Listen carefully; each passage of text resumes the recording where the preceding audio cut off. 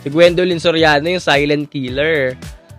Si Gwen yung hindi siya pinag-uusapan. Plakado siya. Pero plakado siya. Kasi kanina bago mag-umpisa yung show, nagandahan na ako kay Gwen. Sabi ko, ang ganda ni Gwen ngayon. Ganda ng makeup niya.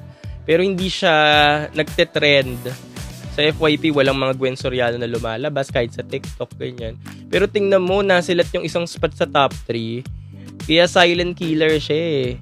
Kaya ito yung pwedeng isang sumilat ng spot pagdating sa dulo. So, dapat talaga hindi ka pakampante talaga ngayon nun.